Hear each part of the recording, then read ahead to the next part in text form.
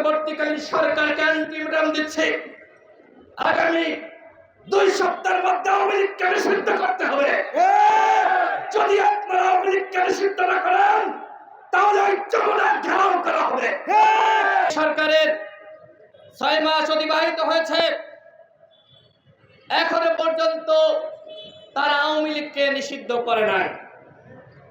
আজকে ডক্টর ইউনূস সাহেব বলেছেন গণহত্যার বিচার না করলে, শেখ হাসিনার বিচার না করলে জাতি আমাদেরকে ক্ষমা করবে না। এই কথাই আমরা বলেছিলাম, আওয়ামী লীগকে নিষিদ্ধ না করলে এই অন্তর্বর্তীকালীন সরকারকে এদেশের জনগণ কিছুতেই ক্ষমা করবেন না। আওয়ামী লীগকে নিষিদ্ধ না করলে এই 2000 শহীদের সাথে বেইমানি করা হবে।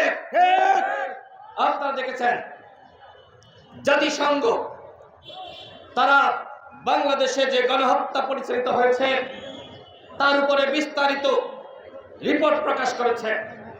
সেখানে শেখ হাসিনাকে ফ্যাসিস্ট হিসেবে উল্লেখ করা হয়েছে। আওয়ামী লীগ মানবতা বিরোধী অপরাধ করেছে এবং এই যে গণহত্যা,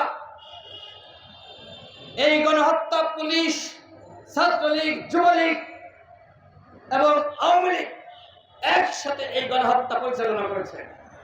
আপনারা ছাত্রলীগকে নিষিদ্ধ করেছেন, কেন এখন পর্যন্ত যুবলীগকে, পান্ডা লীগকে নিষিদ্ধ করলেন না?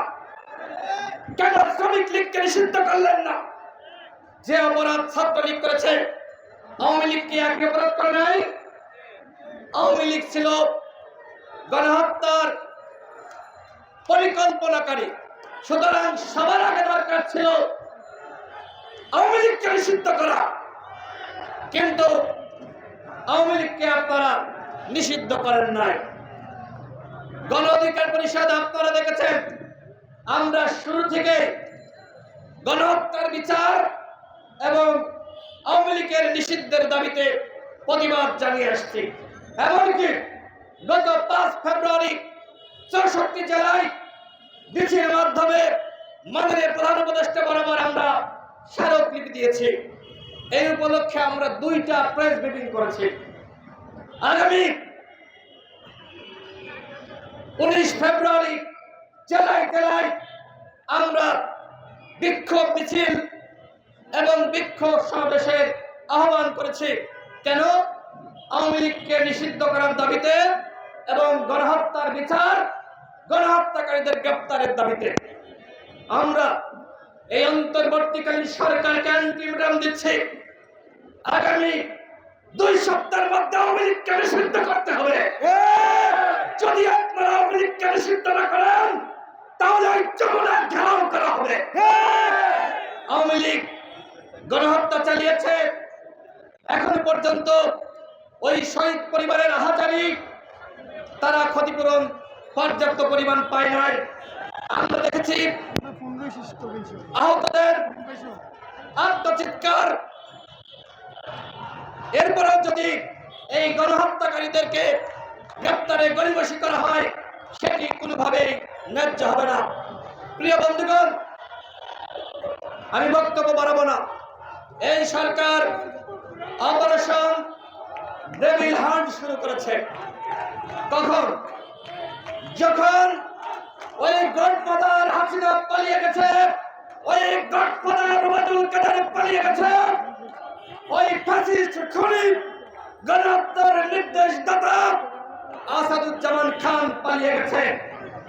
অর্থাৎ এই রগতপোলরা পালিয়ে যাওয়ার পরে আপনারা অপারেশন ডেভিল হান্ট শুরু করেছেন। তারপরেও আমরা স্বাগত জানাই। এখনো পর্যন্ত ওয়ার্ডে, ইউনিয়নে, উপজেলায়, জেলায় যারা ছাত্র জনতার উপর হামলা করেছিল তাদেরকে আপনারা গ্রেপ্তার করতে পারেন নাই। বরং আমরা দেখছি আপনারা কি করছেন, আওয়ামী লীগের লুঙ্গি পরা সমর্থক, লুঙ্গি পরা কর্মী যারা এই গণহত্যার সাথে জড়িত ছিল না, আপনারা গ্রেপ্তারের নামে আজকে এই নিরীহ সাধারণ আওয়ামী লীগের কর্মীদেরকে গ্রেপ্তার করছেন। এটি কখনোই এই ডেভিল হান্টকে সফল করবে না। যদি ডেভিল ধরতে চান সব থেকে বড় ডেভিল ওই হাসিনাকে বাংলাদেশে ফিরিয়ে এনে বিচার করতে হবে।